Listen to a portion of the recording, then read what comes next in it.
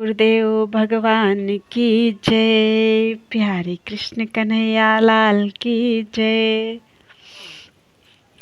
श्रीमद् देवी भागवत महापुराण तृतीय स्कंध चल रहा है और 11 अध्याय हो चुके हैं। आज 12वें अध्याय से। अथ द्वादशो अध्याय। सात्विक, राजस और तामस यज्ञों का वर्णन। मानस यज्ञ की महिमा और व्यास जी द्वारा राजा जन्मेजय को देवी यज्ञ के लिए प्रेरित करना। राजा बोले, हे स्वामिन, अब आप उन देवी के यज्ञ की विधि का पूर्ण रूप से सम्यक वर्णन कीजिए। उसे सुनकर मैं यथाशक्ति प्रमाद रहित होकर वह यज्ञ करूंगा।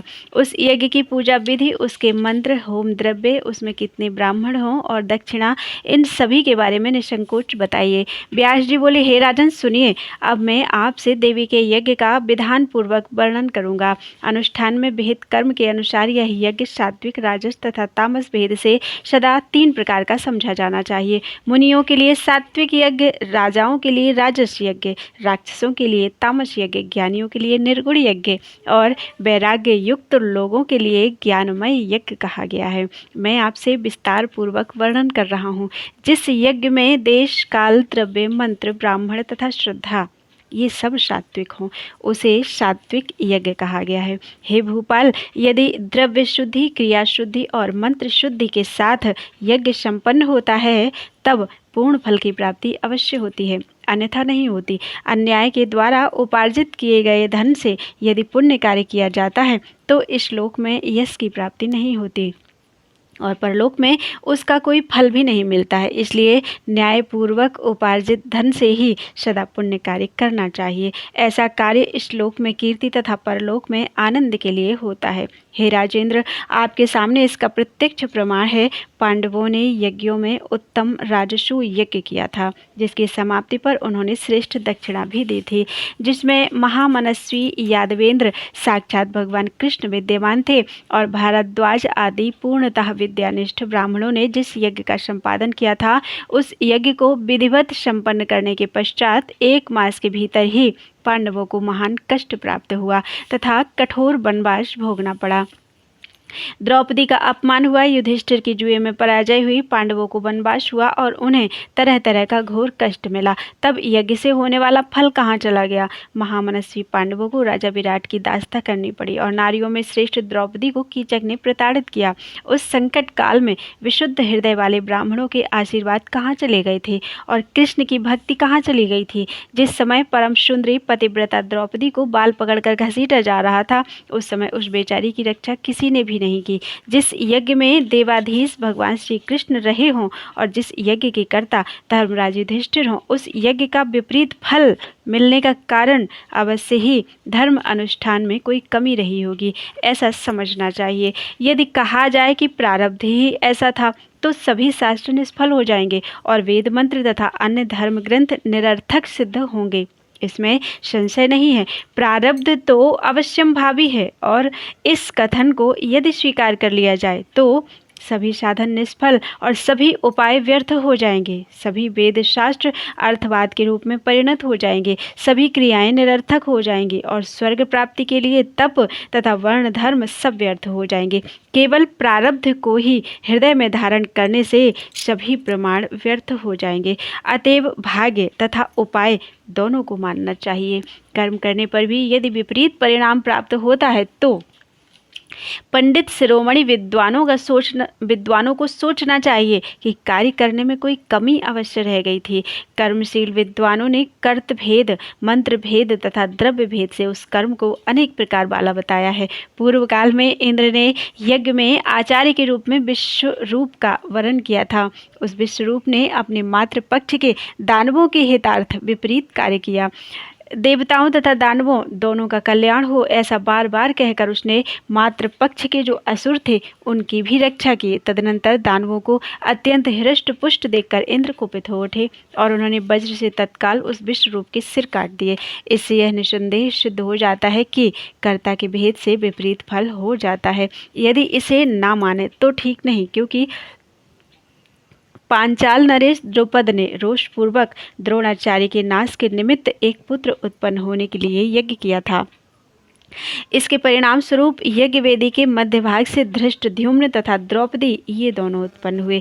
पूर्व काल में जब महाराज दशरथ ने पुत्रेष्टि यज्ञ किया तो उन पुत्रहीन राजा दशरथ के भी 4 पुत्र उत्पन्न हुए।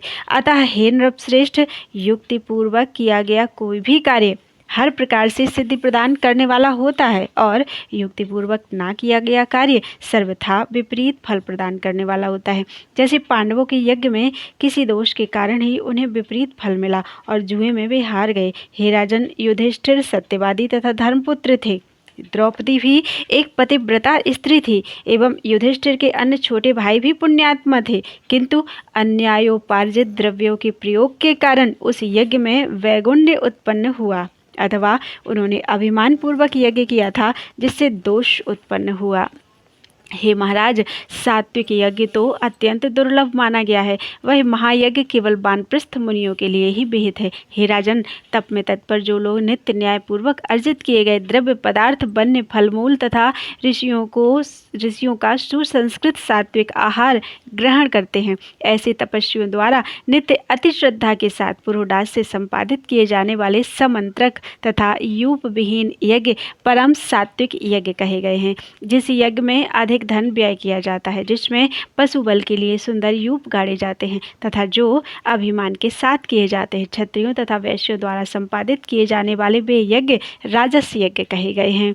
महात्माओं ने दानवों द्वारा किए जाने वाले यज्ञों को तामस यज्ञ कहा है। ऐसे यज्ञ क्रोध भावना के साथ किए जाते हैं, अहंकार को बढ़ाने वाले होते हैं, ईर्ष्या पूर्वक किए जाते हैं और बड़ी साज सज्जा तथा क्रूरता के साथ संपन्न किए जाते हैं। मोक्ष की कामना करने वाले विरक्त मुनि महात्माओं के लिए सर्व साधन संपन्न मानस यज्ञ बताया गया है। अन्य सभी यज्ञों में कुछ कमी हो भी सकती है, क्योंकि वे द्रव्य, श्रद्धा, कर्म, ब्राह्मण, देश, काल तथा अन्य द्रव्य साधनों से संपन्न किए जाते हैं। अतः अन्य यज्ञ वैसा पूर्ण नहीं होता जैसा मानस यज्ञ सदैव पूर्ण हो जाता है। इस यज्ञ के लिए सर्वप्रथम मन को परिशुद्ध तथा गुण से रहित बनाना चाहिए। मन के शुद्ध हो जाने पर शरीर की शुद्धि स्वतः हो जाती है, इसमें संशय नहीं है। जब मनुष्य का मन इंद्रियों के विषयों का परित्याग करके पवित्र हो जाता है, तभी वह उस मानस यज्ञ को करने का अधिकारी होता है। तत्पश्चात वह अपने मन में पवित्र यज्ञीय वृक्षों से निर्मित अनेक सुंदर सुंदर स्तंभों से अलंकृत तथा अनेक योजन विस्तार वाले यज्ञ मंडप की रचना करके उसमें मन ही मन एक विशाल यज्ञ वेदी की कल्पना करे और उस पर मानसिक अग्नि की विधि पूर्वक स्थापना करे। उसी प्रकार मन में ब्राह्मणों का वर्ण करके ब्रह्मा, अध्वर्यु, होता, प्रस्तोता, उद्गाता, प्रतिहर्ता तथा अन्य सभासदों को नियुक्त करके यथोचित रूप से प्रयत्न पूर्वक मन से उनकी पूजा करनी चाहिए। प्राण, अपान, व्यान, समान तथा उदान, इन 5 अग्नियों को यज्ञ वेदी पर विधान पूर्वक स्थापित करना चाहिए।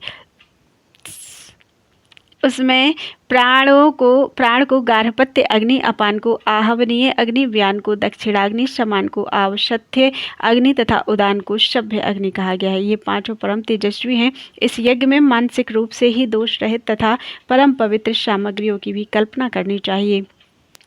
इस यज्ञ में होता तथा यजमान दोनों के रूप में मन ही होता है। निर्गुण तथा अविनाशी ब्रह्म इस यज्ञ में अधिदेवता होते हैं। निर्गुणा पराशक्ति सभी फलों को प्रदान करने वाली है। उन वैराग्यदायिनी, कल्याणकारिणी ब्रह्म विद्या समस्त जगत की आधार स्वरूपा तथा जगत को व्याप्त करके सर्वत्र विराजमान रहने वाली आदिशक्ति स्वरूपा भगवती को प्रसन्न करने के उद्देश्य से द्विज को मनः कल्पित हवन सामग्रियों की आहुति अपने प्राण रूपी अग्नि में देनी चाहिए। हे प्रभु, मानस हवन के पश्चात अपने मन को आलंबन रहित करके कुंडलनी के मुख मार्ग से अर्थात सुषुम्ना रंध्र द्वारा शाश्वत ब्रह्म में अपने प्राणों की भी आहुति दे देनी चाहिए।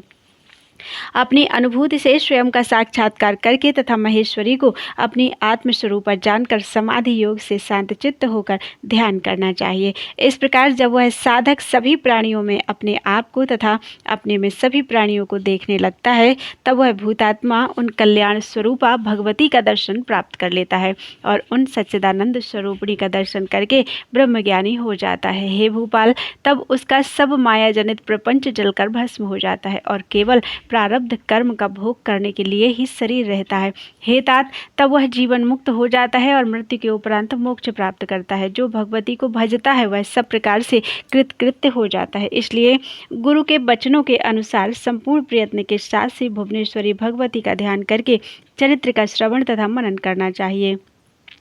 उनके चरित्र का श्रवण तथा मनन करना चाहिए। हे राजन, इस प्रकार किया हुआ यज्ञ मोक्षप्रद होता है, इसमें संदेह नहीं।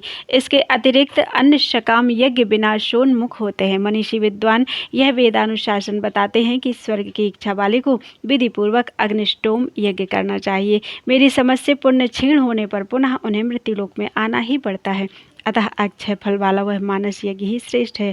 विजय की इच्छा रखने वाले राजा इस मानस यज्ञ को संपन्न नहीं कर सकते। हे राजन, अभी कुछ ही समय पूर्व आपने तामस सर्प यज्ञ किया था, जिसमें आपने दुरात्मा तक्षक से वैर का बदला चुकाया था और उसमें आपने करोड़ों सर्पों को अग्नि में जलाकर मार डाला था। हे नृपश्रेष्ठ, अब आप विधि पूर्वक विस्तृत देवी यज्ञ कीजिए, जिसे पूर्व काल में सृष्टि के आरंभ में भगवान विष्णु ने किया था। हे राजेंद्र, मैं आपको उसकी विधि बता रहा हूँ, आप वैसा कीजिए। हे राजेंद्र, आपके यहाँ वेदों के पूर्ण ज्ञाता, विधि को जानने वाले, देवी के बीज मंत्र के विधान के जानकार तथा मंत्र मार्ग के विद्वान अनेक ब्राह्मण हैं। वे ही उस यज्ञ में आपके याजक होंगे और आप यजमान बनेंगे। हे महाराज, इस प्रकार आप विधिवत देवी यज्ञ करके उस यज्ञ से मिले हुए पुण्य को अर्पित करके अपने दुर्गति प्राप्त पिता का उद्धार कीजिए।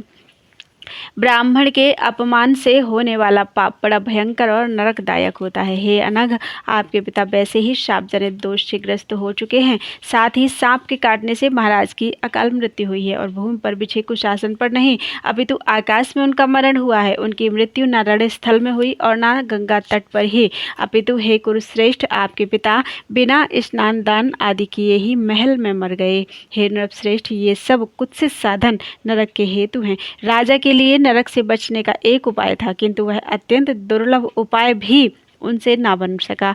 जहाँ कहीं भी प्राणी स्थित रहे, काल को समीप आया जानकर साधनों के अभाव में भी अत्यंत कष्ट के कारण विवश हुआ। जब वह हृदय में वैराग्य भाव आ जाए, तब निर्मल मन से यह सोचने लगे कि यह शरीर तो पृथ्वी, जल, आकाश, अग्नि और वायु इन पंचभूतों से निर्मित है, तब फिर यह मेरे लिए क्या दुखदाई हो सकता है। यह देह अभी नष्ट हो जाए, मैं तो मुक्त, निर्गुण तथा अविनाशी हूँ। ये पंच तत्व तो विनाशशील हैं, तब इनके लिए मुझे चिंता ही क्या। मैं तो सदा मुक्त और सनातन ब्रह्म हूँ, संसारी जीव नहीं हूँ। इस देह से मेरा संबंध केवल कर्म भोग के कारण ही है।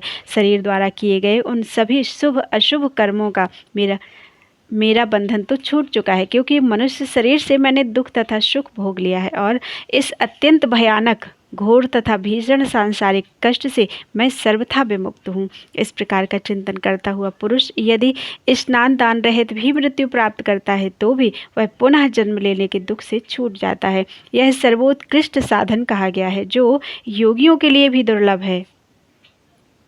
हे नृपसत्तम, आपके पिता ने ब्राह्मण के द्वारा दिए गए उस शाप को सुनकर भी अपने शरीर के प्रति मोह रखा और वैराग का आश्रय नहीं लिया। उनकी यह प्रबल इच्छा थी कि मेरा यह शरीर सदा निरोग रहे, मैं निष्कंटक राज्य करता रहूं और चिरकाल तक कैसे जीता रहूं। इस भावना से उन्होंने सचिवों को आज्ञा दी कि सर्प विष उतारने का मंत्र जानने वालों को बुलाओ। राजा ने औषध, मणि, मंत्र तथा उत्तमोत्तम यंत्रों का संग्रह किया और वे एक ऊंचे महल पर आरूढ़ हो गए। उस समय उन्होंने न स्नान किया, न दान दिया और न भगवती का स्मरण ही किया। दैव को प्रधान मानकर वे भूमि पर भी नहीं सोए। कलि के प्रभाव के कारण एक तपस्वी के प्रति अपमानजन्य पाप करके घोर मोह रूपी सागर में डूबकर महल के ऊपर सर्प के डसने से वे मर गए। ऐसे आचरणों से अवश्य ही नरक होता है। इसलिए हे नृपश्रेष्ठ, अपने उन पिता का पाप से उद्धार कीजिए। सूत जी बोले, हे ऋषिगण, अमित तेजस्वी व्यास जी का यह वचन सुनकर महाराज जन्मेजय बड़े दुखी हुए और अश्रु प्रवाह के कारण उनका कंठ रुंध गया। मन में पश्चाताप करते हुए वे कहने लगे, आज मेरे इस जीवन को धिक्कार है, जो कि मेरे पिता नरक में पड़े हैं। इसलिए अब मैं ऐसा उपाय करता हूँ जिससे उत्तरातनय राजा परीक्षित स्वर्ग चले जाएं। इति श्रीमद्देवी भागवते महापुराणे अष्टादशसहस्रयां संहितायां तृतीय स्कंधे अम्बा यज्ञ विधिवर्णनम नाम 12 अध्याय। बोलो वृंदावन बिहारी लाल की जय। अथ त्रयोदशो अध्याय। देवी की आधार शक्ति से पृथ्वी का अचल होना तथा उस पर सुमेरु आदि पर्वतों की रचना, ब्रह्मा जी द्वारा मरीचि आदि की मानसी सृष्टि करना, काश्यपी सृष्टि का वर्णन, ब्रह्मलोक, वैकुंठ, कैलाश और स्वर्ग आदि का निर्माण, भगवान विष्णु द्वारा अम्बा यज्ञ करना और प्रसन्न होकर भगवती आद्या शक्ति द्वारा आकाशवाणी के माध्यम से उन्हें वरदान देना। राजा बोले, राजा बोले, हे पितामह, जगत के कारण स्वरूप तथा परम शक्तिशाली भगवान विष्णु ने पूर्व काल में वह यज्ञ कैसे किया। हे महामते, उस यज्ञ में कौन कौन ब्राह्मण सहायक थे और कौन कौन वेद तत्वज्ञ विद्वान ऋत्विज थे। हे परंतप, यह सब आप मुझे बताएं। भगवान विष्णु के द्वारा किए गए अम्बा यज्ञ को सुनकर बाद में मैं भी सावधान होकर उसी विहित कर्म के अनुसार यज्ञ करूंगा। व्यास जी बोले, हे महाभाग, हे राजन, भगवान विष्णु ने जिस तरह विधि पूर्वक देवी यज्ञ किया था उस परम अद्भुत प्रसंग को आप विस्तार से सुने। उस समय जब आदि शक्ति ने उन्हें विभिन्न शक्तियां प्रदान करके विदा कर दिया, तब श्रेष्ठ विमान पर स्थित वे तीनों ब्रह्मा, विष्णु और महेश पुनः पुरुष के रूप में हो गए। वहां से चलकर वे तीनों श्रेष्ठ देवगण घोर महासागर में पहुंच गए। वहां उन्होंने पृथ्वी उत्पन्न करके उस पर रहने के लिए स्थान बनाया और वहीं रहने लगे। उसी समय देवी ने अचल आधार शक्ति को मुक्त किया, जिसके आश्रय से वह मेद युक्त पृथ्वी टिक गई। मधुकैटभ के मेद का संयोग होने के कारण पृथ्वी को मेदिनी कहा गया है। धारण करने की शक्ति होने के कारण उसे धरा तथा विस्तृत होने के कारण उसे पृथ्वी कहा गया है। यह पृथ्वी महनीय होने के कारण मही कही गई जाती है। यह शेष नाग के मस्तक पर स्थित है। इसको यथास्थान स्थित रखने के लिए सभी विशाल पर्वत रचे गए। जिस प्रकार काठ में लौह कीलें जड़ दी जाती हैं, उसी प्रकार पृथ्वी को सुस्थिर रखने के लिए विशाल पर्वत बनाए गए हैं। इसी कारण विद्वान लोग उन पर्वतों को महीधर कहते हैं। परम अद्भुत सुमेरु पर्वत सोने का बना हुआ है। वह मणिमय चोटियों से सुशोभित है तथा अनेक योजन विस्तार वाला है। उस समय सृष्टि का विकास इस प्रकार हुआ। सर्वप्रथम ब्रह्मा के विख्यात मानसिक पुत्र मरीचि, नारद, अत्रि, पुलस्त्य, पुलह, कृतु, दक्ष और वशिष्ठ आदि हुए। तत्पश्चात मरीचि के पुत्र कश्यप हुए। दक्ष प्रजापति को 13 कन्याएं हुई। उन्हीं कन्याओं में से अनेक देवता एवं दैत्य उत्पन्न हुए। उसके बाद काश्यपी सृष्टि संसार में फैल गई। उस सृष्टि में मनुष्य, पशु और सर्प आदि योनि भेदों से अनेक जीव उत्पन्न हुए। ब्रह्मा के दाहिने आधे शरीर से स्वयंभुव मनु उत्पन्न हुए तथा बाएं भाग से स्त्री के रूप में शत्रुपा उत्पन्न हुई। उन्हीं शत्रुपा से प्रियव्रत और उत्तानपाद नामक 2 पुत्र हुए तथा 3 अत्यंत सुंदर और उत्तम गुणों वाली पुत्रियां उत्पन्न हुई। इस प्रकार सृष्टि रचना करके कमल से उत्पन्न भगवान ब्रह्मा जी ने सुमेरु पर्वत के शिखर पर एक सुंदर ब्रह्मलोक बनाया। भगवान विष्णु ने भी लक्ष्मी जी के विहार करने योग्य बैकुंठ लोक बनाया। वह अत्यंत रमणीय तथा उत्तम क्रीड़ा स्थान सभी लोकों के ऊपर विराजमान है। शिवजी ने भी कैलाश नामक एक उत्तम स्थान बना लिया, जिसमें वे भूतगणों को साथ लेकर इच्छानुसार विहार करने लगे। सुमेरु पर्वत के एक शिखर पर देवलोक स्वर्ग की रचना हुई। वह इंद्रलोक अनेक प्रकार के रत्नों से सुशोभित तथा इंद्र का निवास था। समुद्र मंथन से सर्वोत्तम वृक्ष पारिजात, 4 दांतों वाला ऐरावत हाथी, कामना पूर्ण करने वाला कामधेनु, उच्चैःश्रवा घोड़ा और रंभा आदि अनेक अप्सराएं निकली। इंद्र ने स्वर्ग को सुशोभित करने वाले इन सब को अपने पास रख लिया। धन्वंतरि, वैद्य तथा चंद्रमा भी समुद्र से निकले। वे दोनों देव अनेक गुणों से युक्त होकर स्वर्ग में रहते हुए शोभा पाने लगे। हे नृपश्रेष्ठ, इस तरह 3 प्रकार की सृष्टि हुई। देवता, पशु, पक्षी और मानव आदि अनेक भेदों से यह सृष्टि कल्पित है। अंडज, स्वेदज, उद्भिज तथा जरायुज, इन 4 भेदों से अनेक जीवों की सृष्टि हुई। उन सभी जीवों के साथ कर्म का बंधन लगा हुआ है। इस प्रकार सृष्टि करके ब्रह्मा, विष्णु और महेश ये सब अपने अपने लोकों में इच्छापूर्वक विहार करने लगे। इस प्रकार सृष्टि के विस्तृत हो जाने पर अच्युत भगवान विष्णु अपने लोक में लक्ष्मी के साथ विराजमान होकर आनंद करने लगे। एक समय की बात है, भगवान विष्णु बैकुंठ में विराजमान थे। उन्हें एकाएक अमृत सागर में विद्यमान तथा मणियों से सुशोभित उस द्वीप का स्मरण हो आया, जहाँ महामाया का दर्शन करके उन्होंने शुभ मंत्र प्राप्त किया था। तदनंतर जिन भगवती के द्वारा वे पुरुष से स्त्री बना दिए गए थे, उन परम शक्ति का स्मरण करके लक्ष्मीकांत भगवान विष्णु ने अम्बा यज्ञ करने का मन में निश्चय कर लिया। इसके बाद अपने धाम से उतरकर उन्होंने शिव, ब्रह्मा, वरुण, इंद्र, कुबेर, अग्नि, यम, वशिष्ठ, कश्यप, दक्ष, वामदेव तथा बृहस्पति को आमंत्रित करके अत्यंत विस्तार के साथ यज्ञ संपन्न करने के लिए अत्यधिक मूल्य वाली सात्विक तथा मनोरम बहुत सी सामग्रियां एकत्र की। उन्होंने शिल्पियों द्वारा विशाल यज्ञ मंडप बनवाया और 27 महान व्रती ऋतुजों को वरण किया। तत्पश्चात अग्नि स्थापन के लिए बड़ी बड़ी वेदियां बनाई गई।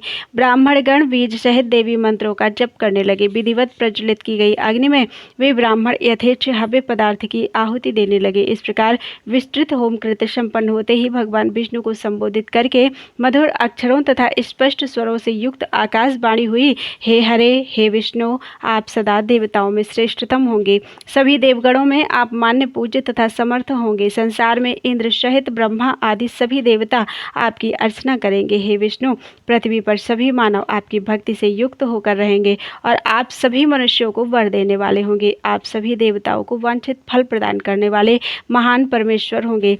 सभी यज्ञों में प्रधान रूप से सभी याज्ञिकों के द्वारा आप ही पूजे जाएंगे। लोग आपकी पूजा करेंगे और आप उनके लिए वरदाता होंगे। राक्षसों के द्वारा अत्यधिक प्रताड़ित किए जाने पर देवगण आपका आश्रय ग्रहण करेंगे। हे पुरुषोत्तम, आप सभी के शरणदाता होंगे। अत्यंत विस्तार वाले वेदों तथा सभी पुराणों में आप ही पूज्यतम होंगे और आपकी महान कीर्ति होगी। इस पृथ्वी तल पर जब जब धर्म का ह्रास होगा तब तब आप शीघ्र अपने अंश से अवतार लेकर धर्म की रक्षा करेंगे। आपके अंश से उत्पन्न वे समस्त अवतार पृथ्वी पर अत्यंत प्रसिद्ध होंगे और महात्मागण आपके उन अवतारों का सम्मान करेंगे। हे माधव, नाना विध योनियों में आपके द्वारा लिए गए अवतारों में आप सभी लोकों में विख्यात होंगे। हे मधुसूदन, उन सभी अवतारों में मेरे अंश से उत्पन्न शक्ति सदा आपकी सहचारिणी होगी और आपके समस्त कार्यों को संपन्न करेगी। वह शक्ति बाराही, नारसिंही आदि भेदों से अनेक प्रकार की होगी। वे शक्तियाँ सभी प्रकार के आभूषणों से अलंकृत, भव्य स्वरूप वाली एवं नानाविध शस्त्र अस्त्रों से सज्जित होंगी। हे विष्णु, आप उन शक्तियों से सदैव युक्त रहेंगे। हे माधव, मेरे द्वारा प्रदत्त वरदान के प्रभाव से आप देवताओं के समस्त कार्य सिद्ध करेंगे। आप लेश मात्र भी अभिमान करके उन शक्तियों का कभी अपमान न कीजिएगा, अपितु हर प्रकार से प्रयत्न पूर्वक उन शक्तियों का पूजन तथा सम्मान कीजिएगा। समस्त कामनाओं को प्रदान करने वाली वे शक्तियां भारतवर्ष में मनुष्यों द्वारा विविध प्रतिमाओं में प्रतिष्ठित होकर पूजी जाएंगी। हे देवेश, उन शक्तियों की तथा आपकी कीर्ति पृथ्वी मंडल तथा समस्त 7 द्वीपों में प्रसिद्ध होगी। हे महाभाग, भूमंडल पर सकाम मनुष्य अपने मनोरथों को पूर्ण करने के लिए आपकी तथा उन शक्तियों की निरंतर उपासना करेंगे। हे हरे, वे लोग अर्चनाओं में अनेक भावों से युक्त होकर नानाविध उपहारों, वैदिक मंत्रों तथा नाम जप से आपकी आराधना करेंगे। हे मधुसूदन, हे देव देवेश, मनुष्यों के द्वारा सुपूजित होने के कारण आपकी महिमा पृथ्वी लोक तथा स्वर्ग लोक में वृद्धि को प्राप्त होगी। व्यास जी बोले, इस प्रकार भगवान विष्णु को वरदान देकर वह आकाशवाणी चुप हो गई। उसे सुनते ही भगवान विष्णु भी प्रसन्न चित्त हो गए। तत्पश्चात यज्ञ का विधि पूर्वक समापन करके तथा उन देवताओं, ब्रह्मपुत्रों और मुनियों को विदा करके सर्वसमर्थ गरुण ध्वज भगवान विष्णु अपने अनुचरों के साथ वैकुंठ लोक को चले गए। तदनंतर विस्मय के साथ यज्ञ विषयक वार्ता करते हुए वे समस्त देवता अपने अपने लोकों को तथा मुनिजन अपने अपने पवित्र आश्रमों को अति प्रसन्नता पूर्वक चले गए। आकाश से प्रादुर्भूत उस कर्ण प्रिय तथा परम विशद वाणी को सुनकर सबके हृदय में परा प्रकृति के प्रति भक्ति भाव उत्पन्न हो गया। हे मुनीन्द्रो, अतएव वे सभी ब्राह्मण तथा मुनिजन भक्ति परायण होकर उन भगवती का पूजन करने लगे जो वेद शास्त्रों में वर्णित हैं तथा संपूर्ण वांछित फलों को प्रदान करने वाला है। इति श्रीमद्देवी भागवते महापुराणे अष्टादशसाहस्रयां संहितायां तृतीये स्कन्धे अंबिकामख्यस्य विष्णुना अनुष्ठान वर्णनम नाम त्रयोदशो अध्यायः। बोलो वृंदावन बिहारी लाल की जय।